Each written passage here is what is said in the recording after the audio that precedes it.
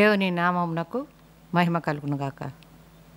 క్రీస్తునందు ప్రియమైనటువంటి ప్రార్థనా టీవీ ప్రేక్షకులందరికీ రక్షకుడు పునరుత్థానుడు నజరేయుడైన యేసుక్రీస్తు నామములో మీకు శుభములు. ప్రభునందు ప్రియబిడ్డలారా, మరి బాగున్నారు కదా? ఎండల కాలంలో మనము దేవుని యొక్క వాక్య భాగంలో కలుసుకున్నాము. మరి దేవుని కృపను బట్టి ఇప్పుడు వాతావరణం కూడా కొంచెం చల్లబడింది.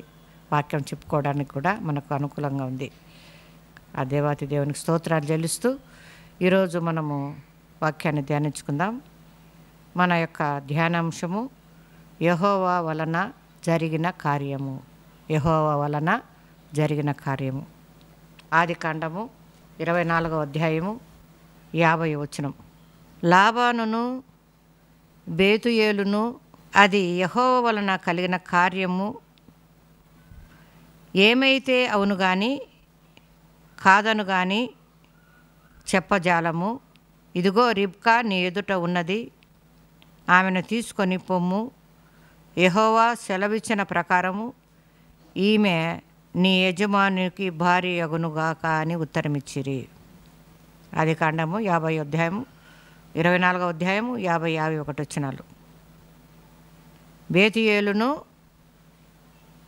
ఇది యెహోవా వలన కలిగిన కార్యము మేమైతే అవునని గాని కాదని గాని చెప్పజాలము. ఇదిగో రిబ్కా నీ ఎదుట ఉన్నది, ఆమెను తీసుకొని పొమ్ము. యెహోవా సెలవిచ్చిన ప్రకారము ఈమె నీ యజమానుని కుమారునికి భార్యగునుగా అని ఉత్తరమిచ్చిరి. ఇక్కడ వాక్య భాగం కొరకు ప్రార్థన చేసుకుందాం. మహాపరిశుద్ధుడా, మహోన్నతుడా, సర్వోన్నతుడైన దేవ, నీ కృపగల దయగల నామానికి స్తోత్రాలు చెల్లిస్తున్నా తండ్రి. చదివిన ఈ వాక్య భాగము నీ వలన కలిగి ఉన్నది, నీ వలన మాకు దయచేయబడినదని మేము నమ్ముచు ఈ వాక్యాన్ని ధ్యానిస్తున్నాం. ప్రభా, ఈ వాక్యం ద్వారా నీ బిడ్డలతో మాట్లాడండి నాయన. నన్ను నీ యొక్క నోటు బురిగా వాడుకొని పరిశుద్ధాత్మ చేత మీరే మాట్లాడి వారిని ఒప్పించి మీరే మహిమ ఘనత ప్రభావములు పొందుకోమని, ఈ సమయం అంతటిని కూడా మమ్ములను నీ ఆధీనములో ఉంచుకోమని, నీకు మా యొక్క ఈ సమయాన్ని అప్పగించుకుంటూ సమస్త మహిమ ఘనత ప్రభావములు మీరే పొందుకోమని మా ప్రభు అయిన యేసు నామములో ప్రార్థిస్తున్నాము తండ్రి. ఆమేన్. ప్రియబిడ్డలారా, యెహోవా వలన కలిగిన కార్యము. మరి కీర్తనల గ్రంథములు కూడా ఇది యెహోవా వలన కలిగినదని, మరి రాజులు 2వ గ్రంథంలో కూడా ఈ కార్యము నా వలన జరుగుతున్నదని, నా వలనే సంభవించిందని వాక్య భాగాలలో మనం చూస్తున్నాం. ఈ వాక్యాలన్నీ కూడా దేవుడు తానే చెప్తున్నాడు. ఈ వాక్యాలన్నీ కూడా వేరు వేరు సందర్భాలలో సంభవించినప్పుడు పలికినటువంటి మాటలు ఇవి. ప్రియబిడ్డలారా, దేవుని యొక్క ప్రజలలో కొందరు తమ జీవితాలలో దీవెనలు మేళ్ళు కలిగినప్పుడు ఇది యెహోవా వలన కలిగింది, దేవుని వలనే కలిగింది, దేవుడు మాకు దయ చూపించాడు, దేవుడు మాకు ఈ కార్యం చేశాడు అని మనం చెప్పుకుంటుంటాం ఎన్నో సందర్భాలలో కదా. అయితే ప్రియబిడ్డ, మరి కొన్ని కోరికలు కొన్ని జరగనప్పుడు, వ్యతిరేకంగా జరిగిన కార్యములు జరుగుతున్నప్పుడు వాళ్ళు ఇది దేవుని వలన కలిగిందని ఒప్పుకోరు, సంతోషించలేరు. కాబట్టి చూడు, ఇక్కడ అబ్రహాము యొక్క కుమారుడు ఇస్సాకుకు పెళ్లి చేయాలని చెప్పేసి బేతుయేలు కుమార్తెయగు రిబ్కా ఆ భార్య అగటానికి తన ఇంటి దాసుడైనటువంటి ఎలియేజర్ను అబ్రహాం పంపిస్తున్నాడు. దేవుడే సరి అయిన మార్గాన అతన్ని పంపించి దేవుడు కార్యం చేయాలని చెప్పి అబ్రహాము ఎలియేజర్ను పంపిస్తున్నాడు. ఎలియేజరు నన్ను దేవుడు సరైన మార్గమును నడిపిస్తాడని విశ్వాసంతో బయలుదేరాడు. ఆ యొక్క రిబ్కా ఉండే ఆ ఊరికి, ఆ బేతుయేలుకు మరి ఆ దగ్గరికి ఈ యొక్క ఎలియేజరు పోయినప్పుడు బేతుయేలు అంటున్నాడు, ఒక సంతోషకరమైన శుభవార్త సమాచారం ఉండెను. అతడు చిన్నదాని సహోదరుడైన లాబాను ఇది యెహోవా వలన కలిగిన కార్యమని ఒప్పుకుంటున్నాడు. ఏమని చెప్తున్నాడు?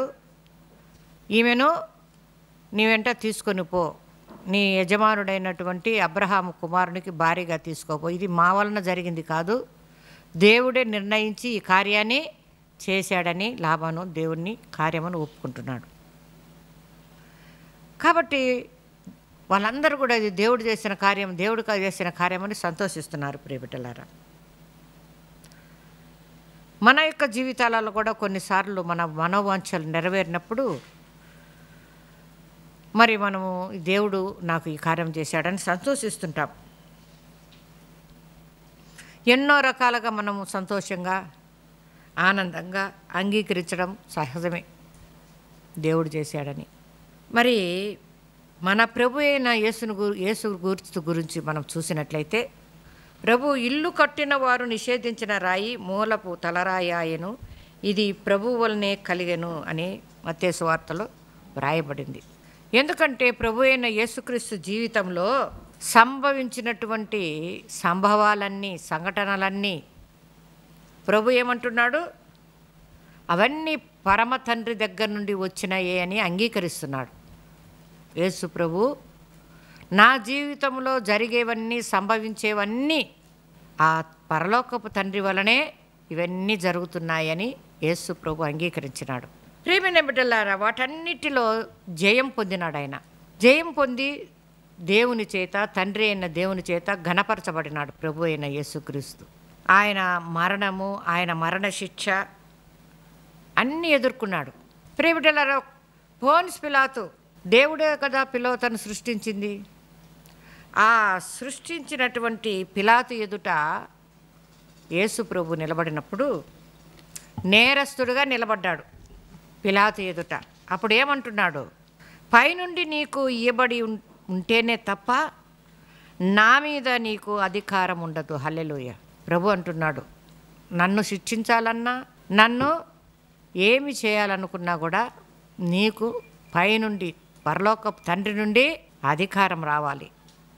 కాబట్టి పైనుండి నీకు బయలుపరచబడితేనే కానీ నా మీద నీకు అధికారం ఉండదని ప్రభు చెప్తున్నాడు. బయలుపడితే తప్ప నా మీద నీకు అధికారం లేదు. ఈ మాటను బట్టి మనకేమర్థమవుతుంది? ఏ విషయమైనా నా విషయంలో జరగాలి అంటే నువ్వు ఇది చేయాలన్నా తండ్రి అనుమతి ఇవ్వాలి, ఆయన అధికారం ఇవ్వాలి. ఆ ప్రకారమే జరుగుతుంది. అంటే పిలాతు యేసు ప్రభును మరి శిక్షించడానికి, అతన్ని నేరస్తునిగా మాట్లాడడానికి అన్ని విషయాలలో కూడా దేవుడు అనుమతి ఇచ్చినాడు. కాబట్టి పిలాతు యేసు ప్రభును మాట్లాడుతున్నాడు. తండ్రి వలన జరిగిందని ప్రభువు ఒప్పుకుంటున్నాడు. నేను నేరస్తునిగా నీ దగ్గరికి వచ్చాను, తీసుకొని వచ్చారు. ఇది మీరు చేసిన పని కాదు, ఇది తండ్రి వలనే నాకు ఇలా జరిగింది.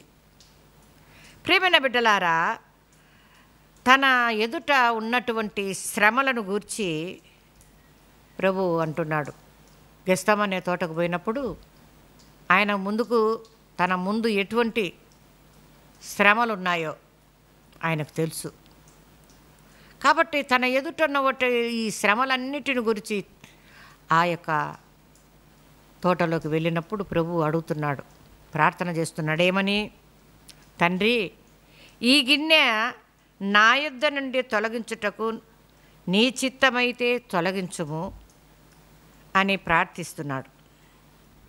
తర్వాత అయినా నా ఇష్టం కాదు, నీ చిత్తమే సిద్ధించునుగాక, నీ చిత్తమే జరుగునుగాక అంటున్నాడు.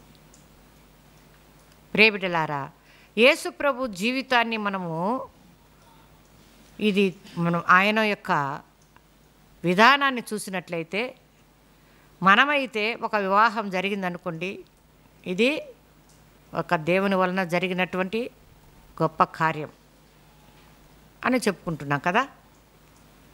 కానీ ఇంకా ఏదైనా మంచిగా పిల్లలు మంచి ఫస్ట్ క్లాస్లో పాస్ అయినా, ఉద్యోగం వచ్చినా, సీటు దొరికినా, మనకేదన్నా మంచి జరిగినప్పుడల్లా ఇది దేవుడి వలన జరిగింది అని మనం చెప్పుకుంటున్నాం. కానీ యేసు ప్రభు జీవితంలో ఎలాగుంది? ఆయన ఎదుట శ్రమలు ఉన్నాయి. ఆ శ్రమలు తొలగించాలంటే దేవుడే తొలగించాలి. సాధ్యమైతే ఈ పాత్ర నా నుండి, ఈ శ్రమలు నా నుండి తీసివేయి, అయినా నా చిత్తం కాదు, నీ చిత్తమే సిద్ధించునుగాక, నీ చిత్తమే జరుగునుగాక అని ప్రభు అంటున్నాడు. మనము మన జీవితంలో శుభకార్యాలు మాత్రం దేవుడు చేసిన కార్యములు అంటున్నాం, కానీ మనకొచ్చిన శ్రమలు, నిందలు, అవమానాలు, నష్టాలు ఇవి కలిగినప్పుడు ఇవి కూడా దేవుడి వలన కలిగినాయి అని అనుకుంటున్నామా? దేవుడు మనకు శ్రమలు కానీ మనకొచ్చే ప్రతిది కూడా దేవుని వలననే జరుగుతున్నాయి ప్రియబిడ్డ. అయితే ప్రభు ఆ శ్రమలు, ఆ నిందలు, ఆ శిక్ష అంతా భరించి జయ జీవితాన్ని పొందగలిగాడు. జయవీరుడుగా, విజయశాలిగా ఆయన ఎత్తబడినాడు. మనమైతే శ్రమలలో కృంగిపోతూ, శ్రమలు దాటలేక ఇంకా కృంగి అపజయము పొందుకుంటున్నాం. యేసు ప్రభుకు వచ్చిన శ్రమల కన్నా మనకు వచ్చిన శ్రమలు ఏం పెద్దవేం కావు కదా. ఆ శిలువ మరణం మనకేమన్నా పడిందా? మననేమన్నా కొరడాలతో కొట్టి చీల్చినారా మన శరీరాన్ని? లేదు కదా. అటువంటి శ్రమ దేవుడు అతనికి జరిగించిన కార్యమే. కాబట్టి మన జీవితంలో ఒకప్పుడప్పుడు మనకు వచ్చేటువంటి శ్రమలు యోబు జీవితంలో రాలేదా? ఇవన్నీ మనం గమనించినట్లయితే ప్రియబిడ్డలారా, తన జీవితంలో జరిగినటువంటి సంభవాలన్నీ కూడా పరమ తండ్రి దగ్గర నుండే వచ్చినాయని ప్రభు నమ్ముతున్నాడు. జరుగుతున్నవని ఆయన ప్రతి ఒక్క పరిస్థితిలో కూడా ఇది దేవుని చిత్తమే. కాబట్టి మనము ప్రతి పరిస్థితిలో అది దేవుని చిత్తమని నువ్వు గ్రహించి ఒప్పుకొని ఉండగలిగితే పూర్ణమైన శాంతి మనకు వస్తుంది బిడ్డ. ఈ పూర్ణ శాంతి కలగడమే కాకుండా మన కలవరము ఇవంతా కూడా పోతాయి. యేసు ప్రభు ఆ శ్రమలన్నిటిని దేవుడి చిత్తమని స్వీకరించినాడు కాబట్టి అనేక మంది కలవరం చెందుతున్న బిడ్డలకు సమాధానం ఇవ్వడానికి ఆయనకు వీలు కలిగింది. ఈరోజు మనకు సమాధానం ఎక్కడి నుంచి వచ్చింది? యేసు ప్రభు నుంచి. ఎందుకంటే ఆయన శ్రమలలో నుండి జయించి మనకు సమాధానము తీసుకొని వచ్చినాడు. ప్రియబిడ్డలారా, చూడండి, యోబు కుమారులలో జ్యేష్ఠులు ఉన్నారు, ఎంతోమంది పెద్దవారు ఉన్నారు కదా. యాకోబు కుమారులలో తనకన్నా ముందు పుట్టినటువంటి యేషోబు కన్నా ముందు పుట్టిన వాళ్ళు ఉన్నారు.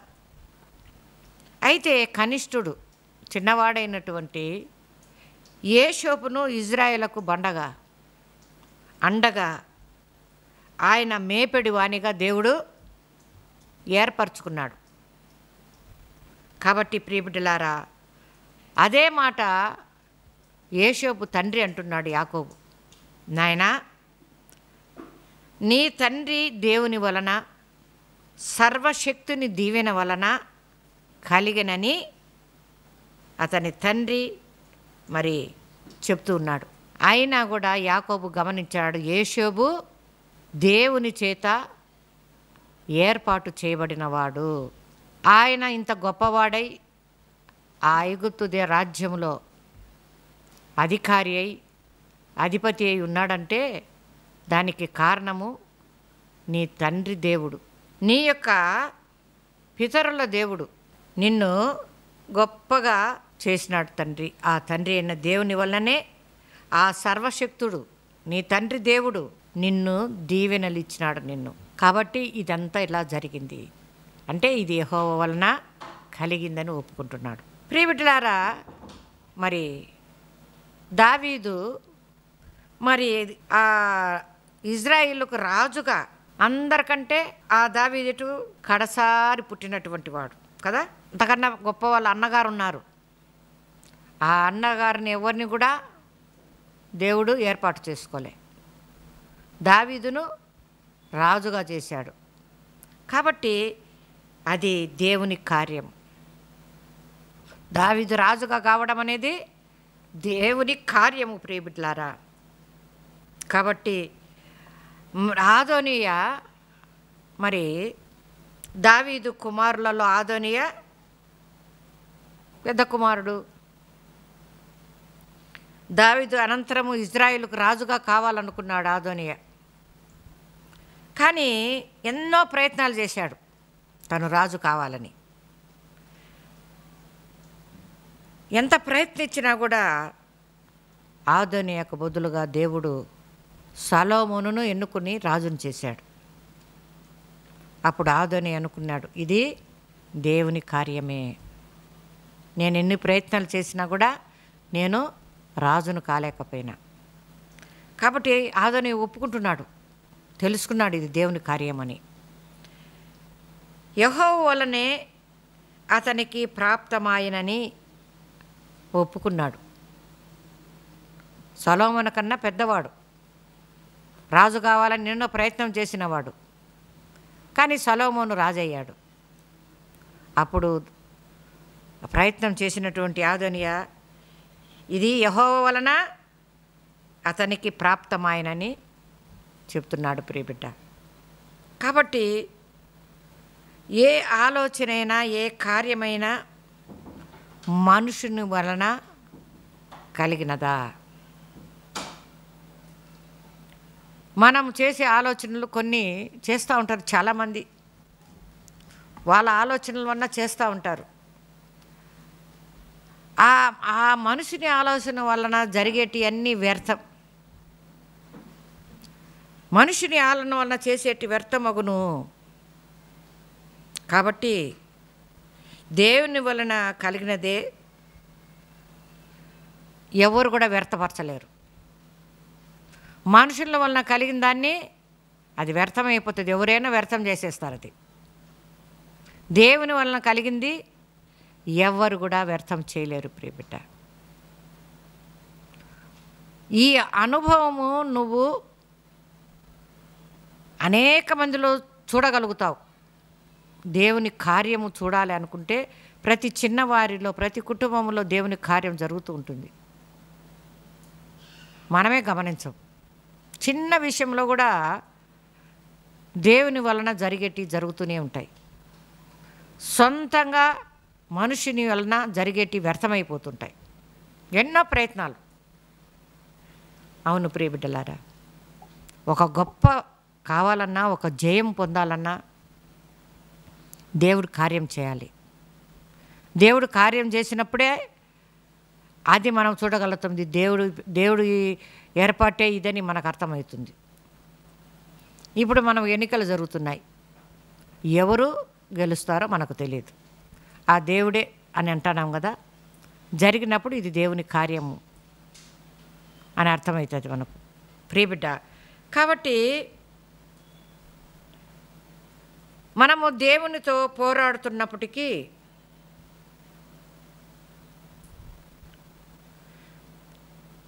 మరి దేవుని ప్రేమైన బిడ్డలారా, మన జీవితంలో జరిగే సంభవాలన్నీ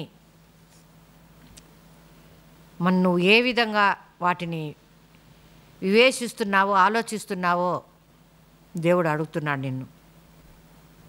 నీకు సంభవించినవన్నీ మేలైనవో కీడైనవో ఏవి ఉన్నా కూడా ఇది దేవుని వలననే కలిగిందని నువ్వు గ్రహిస్తున్నావా?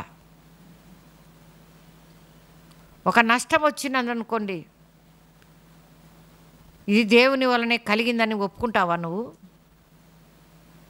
ఒక్కొక్కసారి మనం కొన్ని పొరపాట్లు చేసి ఉంటాం, కొన్ని అశ్రద్ధ, కొంత నిర్లక్ష్యం, దాని వలన కొన్ని మనకు నష్టాలు, కీడులు కూడా వస్తాయి.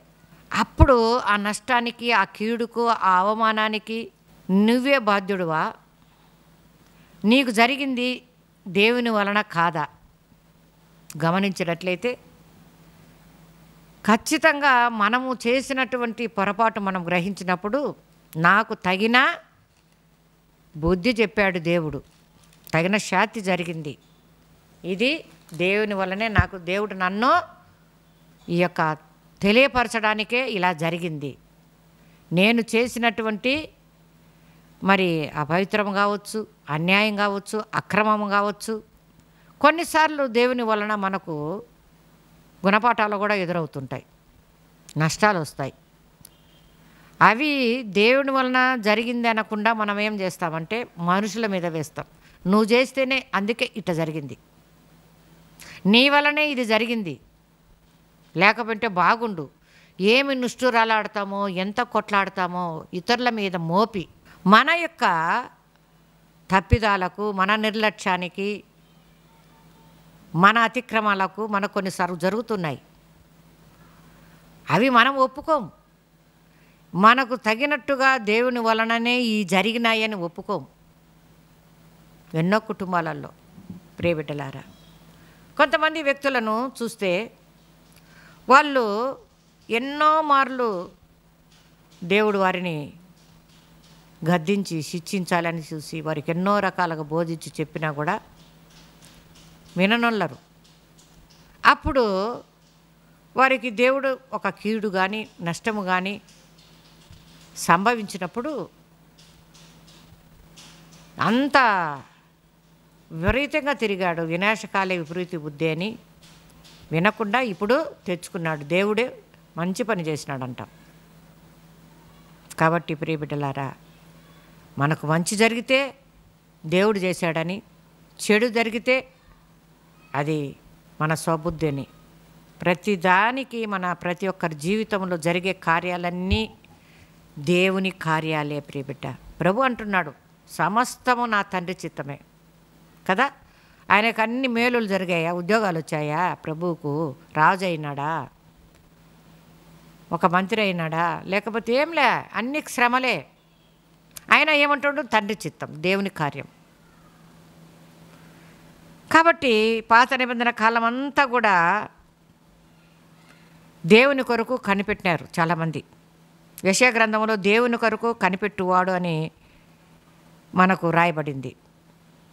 క్రొత్త నిబంధనలో పౌలు ఏమంటాడంటే ప్రభువును ప్రేమించువారని వ్రాయబడింది. కొరింథీ పత్రికలో చూసినట్లయితే ప్రియబిడ్డలారా,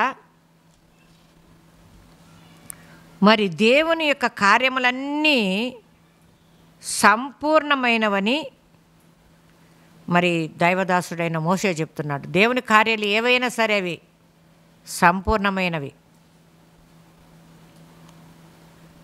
కాబట్టి ప్రియబిడ్డలారా, దేవుని బిడ్డలారా, దేని కాలం అది జరుగుతూనే ఉంటుంది.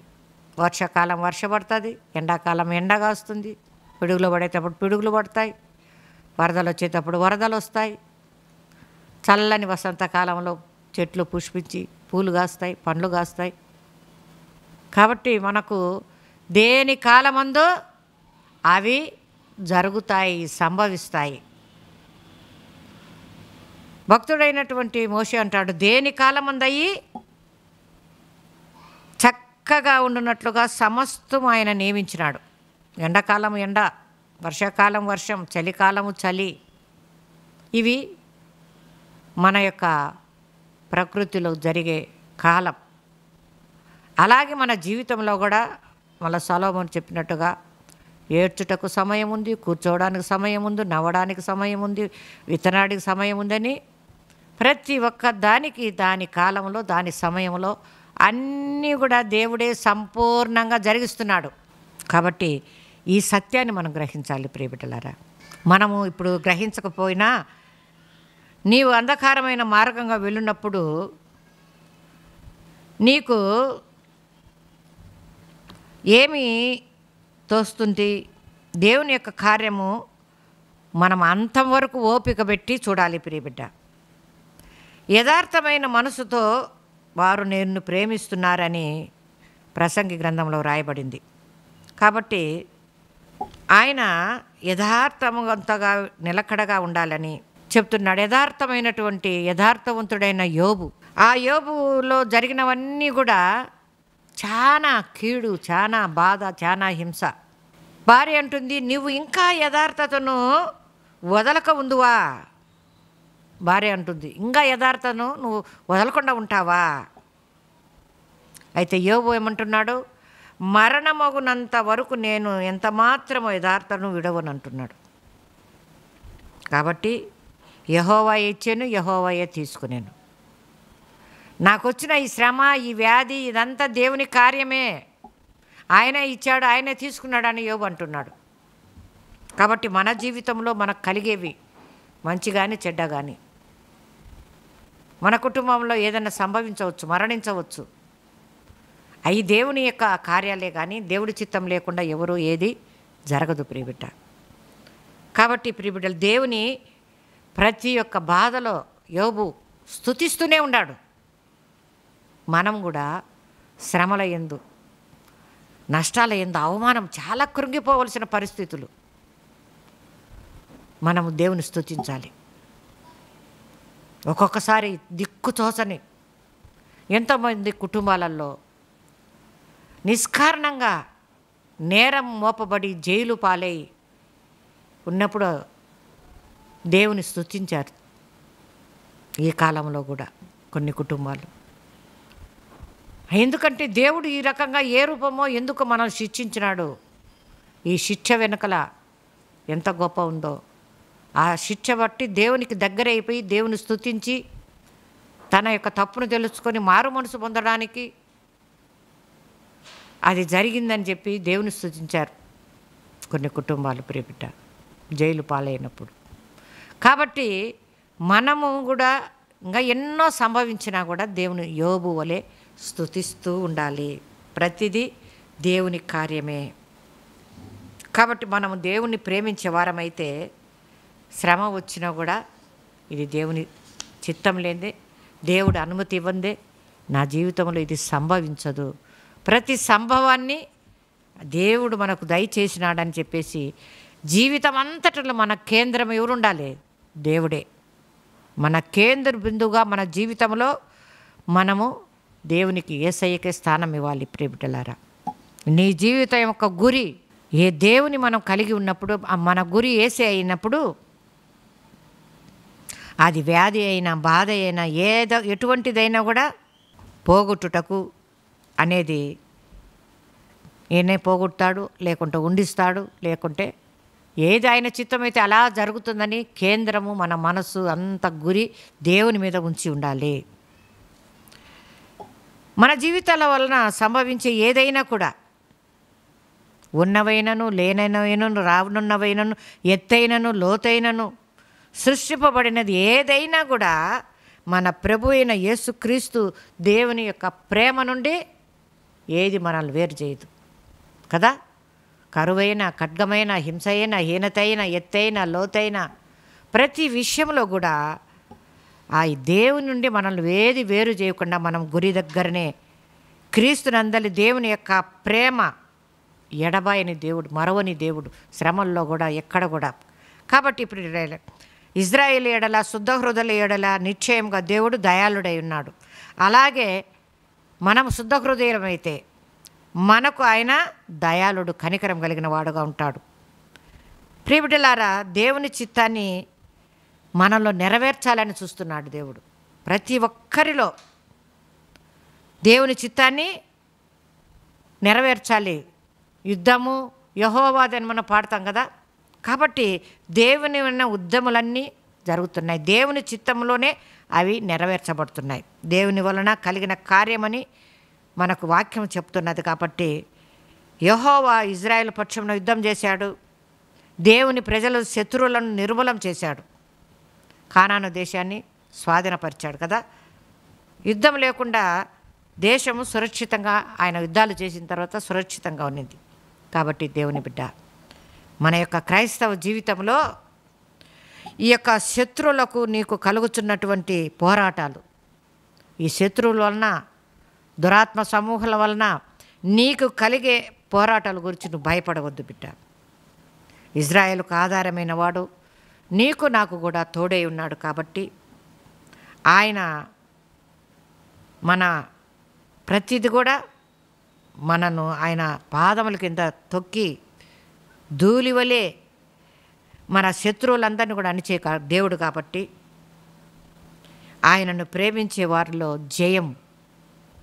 ఆ బలముతో మనము దేవుని యొక్క సన్నిధానంలో సూర్యుని వలె ఇహమందు పరమందు కూడా ప్రకాశిస్తాం. కాబట్టి దేవుడు, ప్రభువా నేను నిన్ను ప్రేమిస్తున్నా, నీ బలముతో నన్ను ఉదయింపచేయి, సూర్యుని వలె నేను కూడా ప్రకాశిస్తా.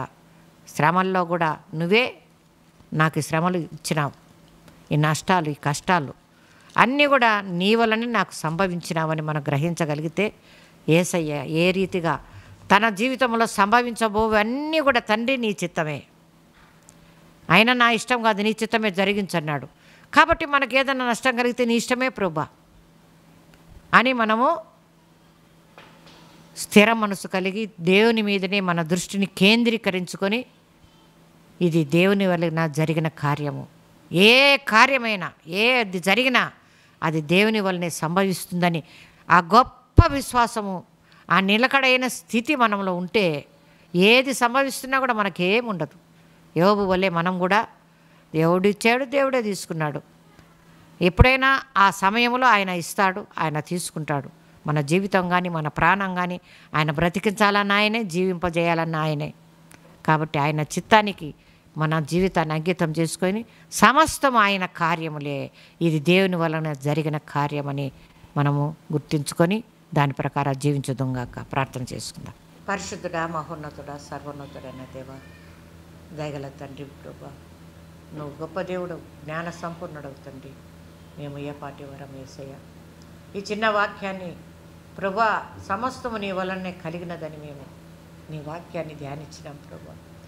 ఈ వాక్యం ఇంకా పరిపూర్ణంగా నీ బిడ్డలకు అర్థం కావాలి నాయన నీ బిడ్డలతో మాట్లాడు. నువ్వు మాట్లాడితే ఎంతో మేలు ప్రభువా, ఎంతోగానో నువ్వు వివేకమునిచ్చి వారికి అర్థమవునాలుగా తెలియపరుస్తావు. నీ ఆత్మచేత వారిని ఒప్పించి నాయన ప్రతి కుటుంబంలో, ప్రతి జీవితంలో, ప్రతి సంఘములో, దేశంలో, సమాజంలో జరుగుతున్న కార్యములు నీ వల్లనే జరుగుతున్నాయని అది మేము గ్రహించుకోవాలి ప్రభువా. నాయన ఎవరి మీద నెపములు వేయకుండా అది ఏది సంభవించినా అది నీ వల్లనే జరుగుతున్నదని అట్టి గ్రహణమును మాకు దయచేయండి, గ్రహించే శక్తిని ఇవ్వండి.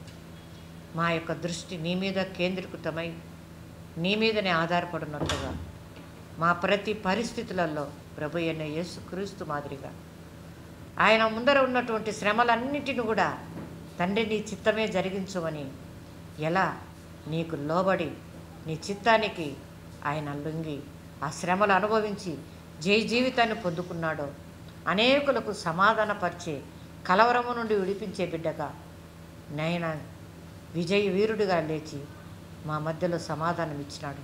అలాంటి జీవితం మాకు ఇవ్వు ప్రభువా. మాలో కూడా అన్నిటిని ఎదుర్కొనే శక్తినిచ్చి వాటిని దాటి జయించి విజయపరంగా మేము నీ యొక్క మార్గంలో నడుచుటకు నాయన శ్రమల్లో యోబు వలె సహించి నాయన యథార్థత విడవకుండా ప్రతి మా జీవితంలో సంభవించిన ప్రతి సంభవాలు నీ వలనే అవి సంభవించినవని గ్రహింపు మాకు అందరికీ దయచేయమని ఈ బిడ్డలను నీ జ్ఞానంతో నింపి సకల ఆశీర్వాదములు పిల్లలకు, కుటుంబాలకు దయచేయమని మా ప్రభు అయిన యేసుక్రీస్తు అతి పరిశుద్ధమైన నామంలో అడిగి వేడుకొని ప్రార్థించి పొందినాము తండ్రి. ఆమేన్, ఆమేన్, ఆమేన్.